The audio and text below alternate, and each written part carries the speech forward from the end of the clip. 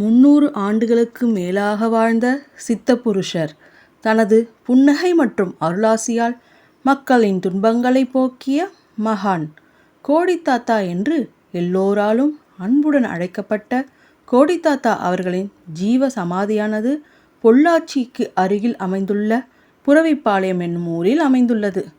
புரவிப்பாளையம் பேருந்து நிறுத்தத்தில் இறங்கி எதிர்ப்புறம் உள்ள தெருவில் சில 100 மீட்டர்கள் சென்றாலே இம்மகானின் ஜீவசமாதியை தரிசிக்கலாம். கோடி சுவாமிகள் என்றும் தாத்தா சுவாமிகள் என்று அழைக்கப்படும் இம்மகானின் இயற்பெயர் என்ன, எப்போது, எங்கு பிறந்தார் என்று யாருக்கும் தெரியாது.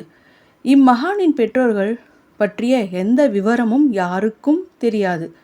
இவரை முதலாக கண்டவர்கள் ராமேஸ்வரம் தனுஷ்கோடியில் சுவாமிகள் ஒற்றை காலில் நின்று தவம் செய்வதை பார்த்திருக்கிறார்கள்.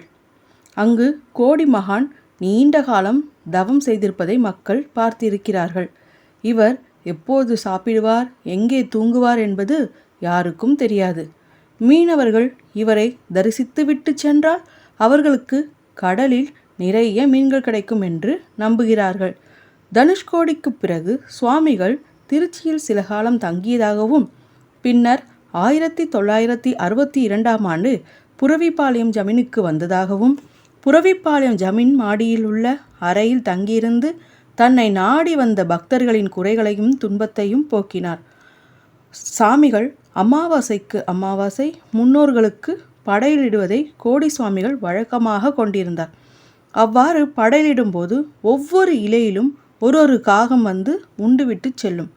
பக்தர்களின் இன்னல்களை தீர்த்த அந்த மகான் 11/10/1994 அன்று புரவிப்பாளையம் ஜமீனை அடுத்துள்ள பகுதியில் மகா சமாதி அடைந்தார்.